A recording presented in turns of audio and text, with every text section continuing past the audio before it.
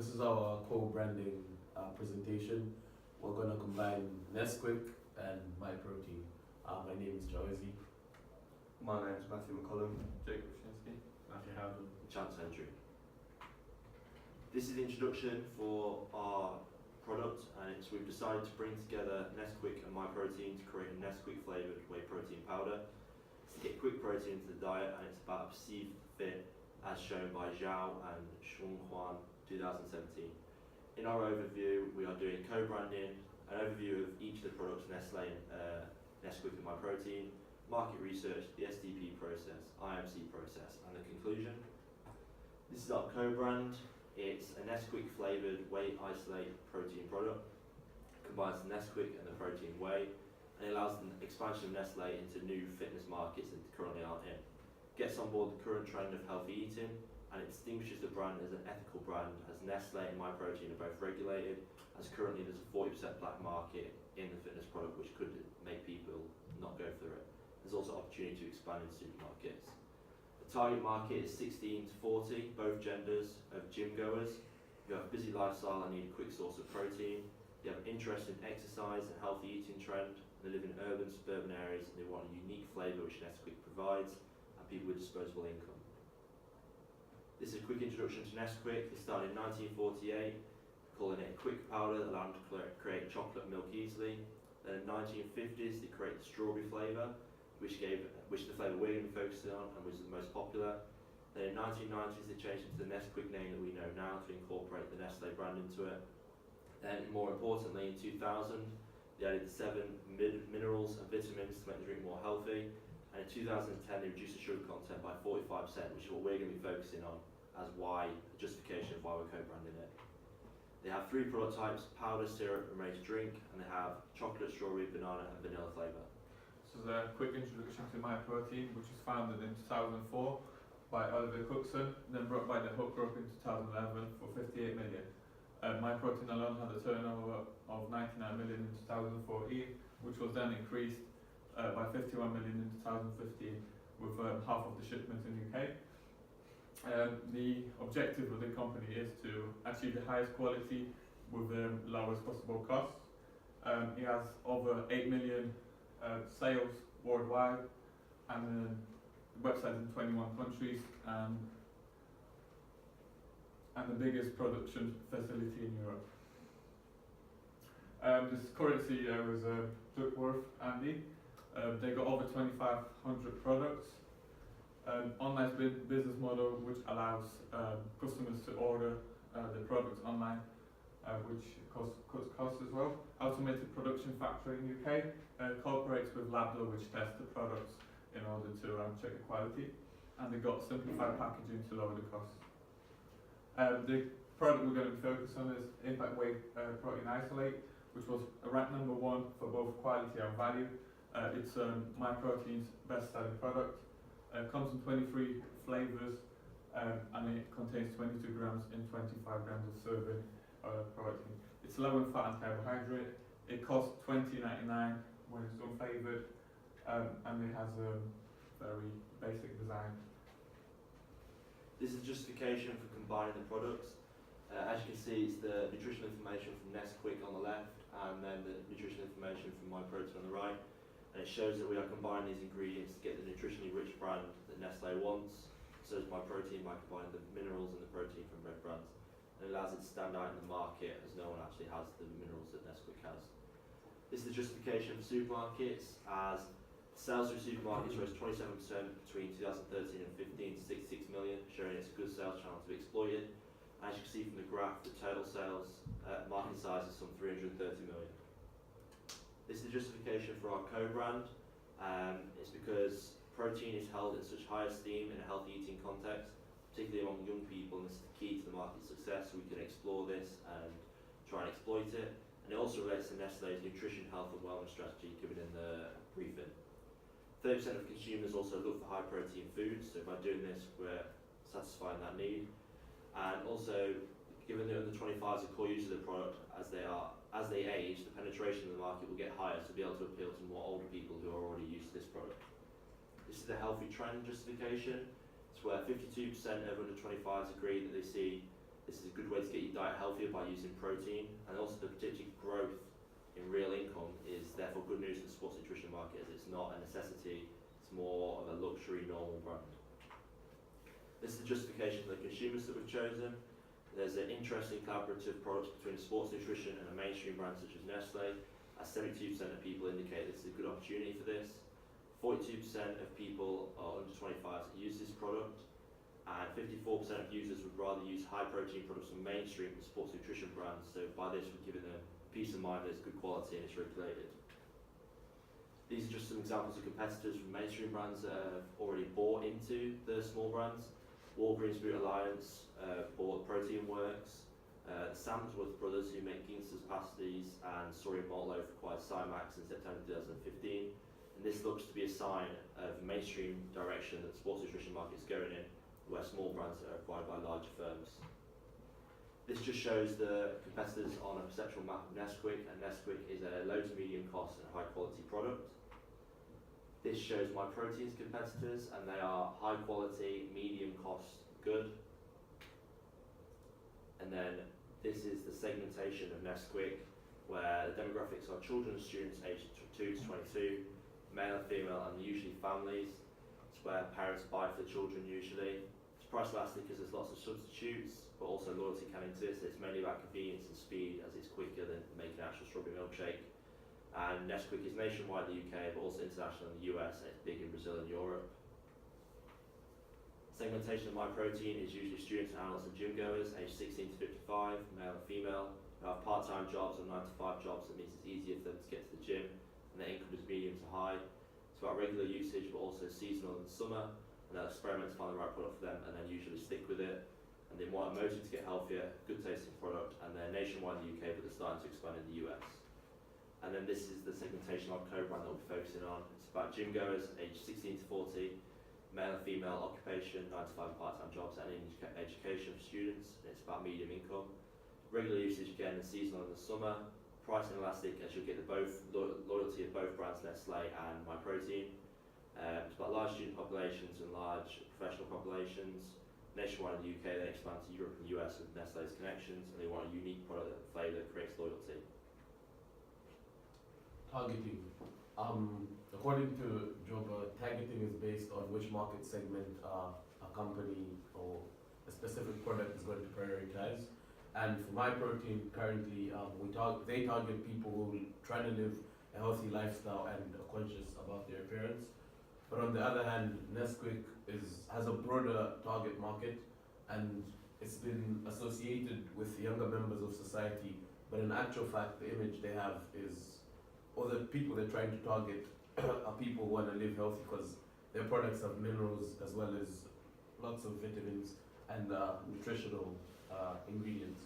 So for a product, we're going to use the concentrated strategy as with it, because we want to focus on a single market segment of the industry. When we're looking at the positioning, we're looking at how we're viewed by both our competitors and our customers themselves. As we can see, there's a forecasted growth in the health and fitness club going market by 20% in the next 3 to 4 years to 2020, as we found by Intel. What we can also see is when we're looking at the management of the market, is we've got a higher potential earnings initially from our core gym goers, as they regularly purchase nutritional goods and go to gym 5 times a week. This is where they're going to be purchasing our goods on a regular basis that we're going to aim for. But when we're broadening our horizons and our distribution channels, we'll look at the supermarket aspect, where we can target our more casual gym goers who go and they're after a convenience focused product where they can get it easily, cheaply, and of a good quality still at the same time. The competition side of it, when we're positioning ourselves, we're going to look at how we're seen by our competitors and how we can stand out from them. By doing this, we're able to create a USP, which is what we're able to do from the nutritions, and the additional flavours that Nesquik are able to provide to make us different from all those other competitors with this co-branding idea. What we've got now is we've got a perceptual map that we can link with our pricing and the rest of the positioning side of it, where we can see that we are trying to aim for the highest quality we can with MyProtein, and also the regular medium-based price. We've got already made drink up that's a little bit higher and better quality-ish, kind of similar, but you're not getting the convenience as well with it. on a regular basis because you can't keep going and buying it, whereas the Nesquik one you can buy straight away. But with the pricing, we've got economies of scale, so we can purchase more goods than maybe these other brands can. So we're able to purchase them regularly for a cheaper price, creating that high quality and that medium price for the consumer.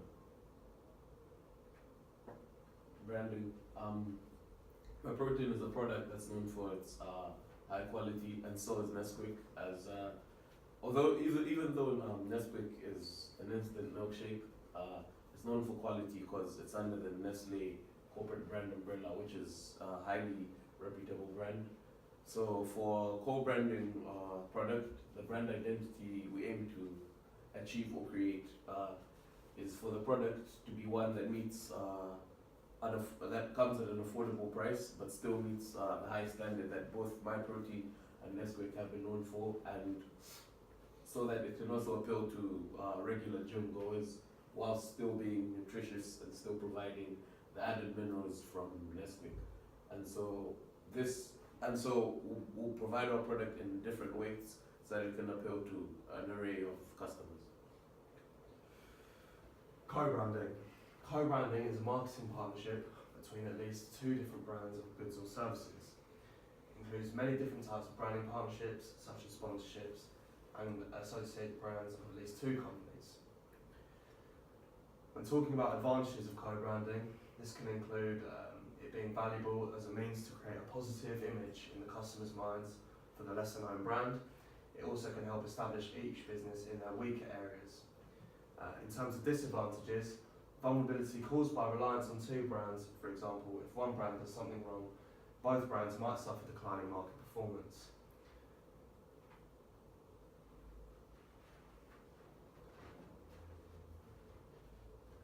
For integrated marketing, it's the management process which an organisation enters into a dialogue with its various audience. An organisation develops and presents messages for which identifies stakeholders groups and evaluates and acts upon the responses received. Moving on to pestle analysis. We're using pestle analysis as a framework to analyse and monitor the macro-environmental factors that have an impact on Nestle and MyProtein. When talking about economic factors, we can include such things as rising price of material goods and changing consumer budgets. Social factors can include changing of consumer attitudes and changing consumer lifestyles. Legal factors can mean changing nature of regulations and changing global regulations, i.e. in international markets. Carrying on, environmental factors include increased attention towards corporate social responsibility. Technological factors include rise of social media and consumers being able to interact with the firms, and then political factors, which are changing regulations surrounding food standards. Moving on again to Paul's 5 forces analysis, when talking about threat of new entrants, monopolies do exist. However, entries from established companies such as Cadbury's, if they wanted to create a new product, are seen as a threat. In terms of bargaining powers of buyers, consumers carry very large bargaining powers and can influence a lot of Nestle's decision. In terms of threat of a substitute product or service, competition from a healthy, all-natural product or a Tesco or Asda's own brand can be seen as a threat. In terms of bargaining powers of suppliers, Nestle has a very strong bargaining power, and it means suppliers don't have much impact except from the quality that they maintain. And then this all comes into play when talking about the rivalry amongst existing competitors, where competition and rivalry is very strong amongst other companies such as PhD and Gold Standard, and a lot of resources are being spent in trying to outperform each other. From these two, pestle analysis and 5 forces, I've created a SWOT analysis and included some of the things I've mentioned previously. So just for example, in the strengths, I've included very strong bargaining power, weaknesses, the competition and rivalry being very strong, threats, competition from a healthy, all-natural product, and opportunities. I've talked about e-commerce and innovation coming from technological advances which Nestle can utilise. This is the AIDA model, and it's about grabbing the attention of potential consumers or clients and that is one of the imperative things to get interested in a product, and it relates to attention, interest, desire, and action. For attention, we're going to be using bright packaging, eye-catching words in social media by using Twitter campaigns, Instagram campaigns. This is also free, but it means that we can get lots of attention. It's cognitive. Then for interest, we're going to be using digital marketing, getting across the characteristics of the products, which is being healthy and nutritious, and using competitions to create a buzz. Then for desire, we're going to be using direct marketing, so personal marketing with a co-brand and saying how the perceived benefit is going to help consumers, such as this product will get you leaner quicker, this product will make you healthier and give you more nutrition, and it will basically make the customer want the product and about to go and buy it. And then we have action, which is after desire, and is where they actually go and buy the product, and it's a one-on-one process. And we can use sales promotion here, such as free samples, competitions, discounts and gifts, and it creates a sense of urgency for the purchase. So by using free samples at gyms and universities, etc., we can make sure people want to go and actually buy the product. For marketing mix, we've used 4 P's: product, price, promotion and place. For product, we've got quality. It's the newest combined impact weight isolate with Nesquik flavour, for which the nutritional information and growth content stays the same. For example, 90% of protein content and low carbohydrate and fat. However, the main benefit of Nesquik flavour is that from the research done by bodybuilding, a lot of customers complain about the flavour and the taste, so we're looking to expand into that. Design and packaging, both sets still the same, stays quite simple and to provide a competitive price. And both brands are ethical and highly trusted. For promotion, we're going to be using, for advertising, exhibitions on social media such as Instagram, Twitter and Facebook. Sales promotions, we're going to have 10% discount for students, and samples will be given out in gyms, universities, supermarkets in order to get feedback from the consumers. We're going to also have competitions to win free bags. Public relations and sponsorships. People can be tasted the new product in gym and give us reviews, as mentioned before. And MyProtein has sponsorships. They cooperate with athletes that can also provide a review of the new product on their social media. For place, we got MyProtein website where people will be able to order the product. Supermarkets and supermarkets that cooperate with Nestle, such as Tesco and Asda. Supplement stores in which staff can provide the customer with professional advice, and we're going to be giving out free samples in gym locations. For price, for 1 kilogram powder bag, we came up with a price of $24.99, as it's a co-branded Nesquik flavour. The impact weight isolate protein costs $20.99 when it's without any flavour. With flavoured, it's $22.99. Therefore, we've added an extra £2 premium for the Nesquik flavour. In conclusion, just to sum up the points, our product is the protein flavoured powder with Nesquik. Its added benefits of both products, minerals and nutrients is a key thing about it to set it out. Focus on gym goers 16 to 40 with a concentrated market targeting strategy. Positioning relies on MyProtein being the foremost brand as they have the most knowledge in the area. It's medium price, high quality. The branding is based on high quality, affordable products, nutritionally rich. It brings something new and healthy, working towards Nestlé's ultimate goal. It's focused on multi-channel distribution and crucially all about Nestlé helping get the product into new channels and diversify themselves, and MyProtein using the skills of current knowledge to make the venture work. These are our references. Thank you.